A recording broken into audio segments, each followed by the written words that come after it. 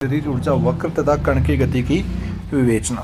Okay students, देखिए यहाँ से स्थितिज ऊर्जा वक्र है, एक तरह से दोलन गति को यहाँ से रिप्रेजेंट कर रहा है। ओके, देखिए यहाँ से वक्र यहाँ से शुरू होता है, यहाँ से चलता हुआ है यहाँ तक जाता है। ओके, ये आगे भी देन चलता रहता है, लेकिन ये इसका जो शेप है आगे वो कम होता जाता है। आज तो देखिए यहाँ से अपन इसको डिफाइन करेंगे। इसके लिए मैं क्या करता हूँ, कोई दोलन गति की तरह एक मैं लेता हूँ, पेंडुलम की तरह। ऐसे मान लो कि कोई मेरे पास ये एक बॉल है जो मैंने यहाँ पे लटका रखी है। इस बॉल को मैं इधर रिप्लेस कर दूँ, इस बॉल को मैं इधर रिप्लेस कर दूँ। रिप्लेस करने के बाद ये मैंने मान लिया है कि ये बॉल है पॉइंट आर के ऊपर है। जैसे मैंने इसको यहाँ तक रिप्लेस किया, रिप्लेस करने के बाद छोड़ूंगा और ये बॉल यहाँ तक आ जाएगी मेरे पास, यहाँ तक, इस वाली स्थिति तक ये बॉल यहाँ तक पहुँच जाएगी। तो मैं कह दूँगा कि ये बॉल मेरे पास यहाँ से चल के जो वक्र है वो कुछ यहाँ तक ऐसे आ गया है। ओके, देन इसके बाद में ये जाएगा इधर की ओर। जैसे इधर की ओर चला गया तो मैंने मान लिया है कि ये यहाँ पर चला गया है। ओके, देन यहाँ पर जाने के बाद ये मैक्सिमम स्टेट हो जाएगी इसकी। इसी पर जाने के बाद ये वापस इधर की ओर आएगा, वापस इधर की ओर आएगा, मतलब ये यहाँ तक ऐसे आ जाएगा। देन ये फिर इधर से जाएगा तो ये यहाँ से ऐसे आगे की ओर चला जाएगा और ये प्रोसेस बार बार है वो रिपीट होती रहेगी। तो अपन को यहाँ से स्थितिज ऊर्जा वक्र देखना है। ये हो गया अपना स्थितिज ऊर्जा वक्र और कण की गति की विवेचना।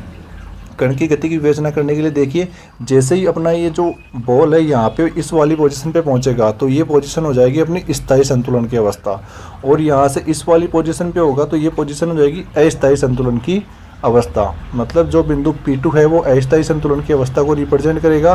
बिंदु जो ये P1 है यहाँ पर ये स्थायी संतुलन की अवस्था को रिप्रेजेंट करेगा। ऐसे बिंदु P3 है वो स्थायी संतुलन की अवस्था को रिप्रेजेंट करेगा।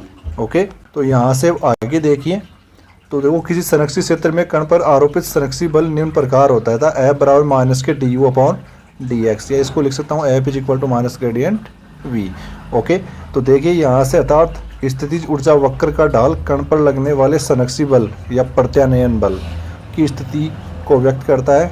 तो Q तथा A बिंदु पर ढाल tan थीटा बराबर नेगेटिव होता है। Q तथा A बिंदु पर ढाल, तो देखिए ये वाला Q बिंदु, ये A बिंदु, यहाँ पर जो tan थीटा होता है वो नेगेटिव होता है। तो आरोपित बल F पॉजिटिव होगा। तो इस स्थिति में कण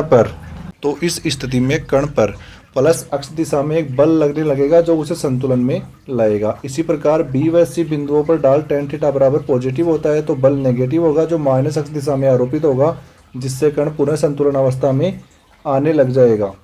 इस स्थिति में निम्न अवस्था अपन को प्राप्त होती है, संतुलन अवस्था। पहले देखिए संतुलन अवस्था, P1, P2, P3 पर U का मान अधिकतम व न्यूनतम होता है, जिससे ढाल du/dx बराबर 0 प्राप्त होता है। आरोपित बल शून्य होता है, इसी कारण ये बिंदु संतुलन अवस्था को रिप्रेजेंट करते हैं। ओके स्टूडेंट्स, तो देखिए अपने इस वक्र के अंदर P1 बिंदु यहाँ पर है, P2 बिंदु ये रहा, P3 बिंदु ये रहा। ये तीनों बिंदु संतुलन अवस्था को प्रदर्शित करते हैं। ओके, आगे देखिए, यहाँ से अगर आगे बात करूँ तो मेरे पास सेकंड पॉइंट आता है स्थायी संतुलन। जब U मिनिमम होता है तो कण स्थायी संतुलन अवस्था में होता है। अतः बिंदु P1 और P3 स्थायी संतुलन अवस्था को रिप्रेजेंट करते हैं। ठीक है स्टूडेंट्स, मैं ये बात पहले ही बता चुका हूँ। आगे देखिए अस्थायी संतुलन, P2 बिंदु पर अस्थायी संतुलन को प्रदर्शित करता है क्योंकि आरोपित बल शून्य। तो देखिए यहाँ से अगर बात करूँ तो शून्य व U अधिकतम होता है तो कण थोड़ा सा विस्थापित कर दिया जाए तो कण C व D बिंदुओं की तरफ गति करने लग जाता है। तो ये अवस्था अस्थायी संतुलन को रिप्रेजेंट करती है। आगे देखिए, आगे की अगर मैं बात करूँ तो उदासीन बिंदु, ऐसे क्षेत्र जहाँ U नियत हो तथा du/dx 0 हो तो इस स्थिति में बल शून्य होगा, परंतु कण एक बिंदु से दूसरे बिंदु तक नवीनता अवस्था में पहुंच जाएगा। इन बिंदुओं को बोलेंगे अपन उदासीन बिंदु। वर्तन बिंदु या परिबद्ध क्षेत्र या विभवकूप या बंधित अवस्था। देखो, जिन दो बिंदुओं के मध्य न्यूनतम स्थितिज ऊर्जा के इर्द गिर्द कण दोलन करता है वे बिंदु वर्तन बिंदु कहलाते हैं। मतलब कण दो बिंदुओं के इर्द गिर्द कंपन करता है या दोलन गति करता है, उन दोनों बिंदुओं को वर्तन बिंदु कहते हैं। तथा यह परिसीमा परिबद्ध सीमा या बंधित अवस्था कहलाती है। तथा विभव कूप की शीर्षों की स्थितिज ऊर्जा के अंतर को विभव कूप की बंधन ऊर्जा कहते हैं। इस अवस्था में कण सरलावर्त गति करने लग जाता है। तो माना किसी विभव कूप में न्यूनतम स्थितिज ऊर्जा यू नॉट है, तो निकटवर्ती किसी बिंदु पर कण की स्थितिज ऊर्जा निम्न टेलर श्रेणी द्वारा दी जाती है। तो टेलर श्रेणी होगी U X is equal to U X naught plus del you upon del x at x बराबर x naught plus del two you upon del x two at x बराबर x naught X minus X naught का square upon factorial 2 plus dot dot dot, ये आगे चलता जाएगा। तो देखो आगे अपने पास कंडीशन है कि स्थायी संतुलन है, तो माना del you upon del x at x बराबर एक्स नोट पे क्या हो जाएगा 0, तथा del two you upon del x two at x बराबर एक्स नोट पे हो जाएगा पॉजिटिव, और इस पॉजिटिव वैल्यू को मान लिया है कि वो जो वैल्यू क्या है के है।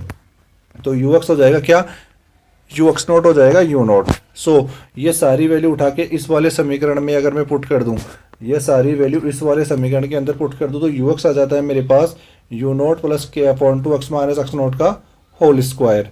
अगर यहाँ से एक्स बराबर एक्स नोट हो तो यू नोट की वैल्यू क्या हो जाएगी 0। ओके, तो यू नोट 0 हो गया, तो U X is equal to आ जाएगा हाफ के एक्स स्क्वायर। अब यहाँ से आगे देखिए, अगर मैं फर्स्ट स्थिति की बात करूँ संरक्षी बलों से, संरक्षी बलों में होता है एफ बराबर minus del you upon del x. तो यू की वैल्यू थी मेरे पास 1/2 के एक्स स्क्वायर, तो del you upon del x हो जाएगा 1/2 के इंटू एक्स स्क्वायर के अवकलन हो जाएगा 2x, तो 2 से 2 कैंसिल आउट हो जाएगा और एफ बराबर हो जाएगा माइनस के एक्स।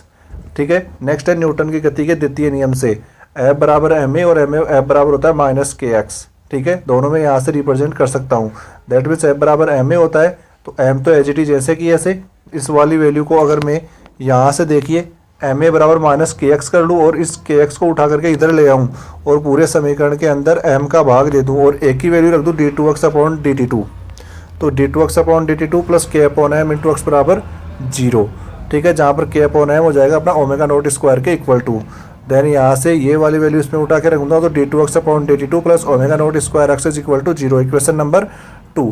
ये आपका जो इक्वेशन 2 ही है वो सरल आवर्त गति का समीकरण है, जिसका हल हो जाएगा एक्स बराबर ए नॉट साइन ओमेगा टी। तो देखिए यहाँ इक्वेशन 2 से मैं कह सकता हूँ कि जो गति है वो सरल आवर्त गति है। Okay students, thank you.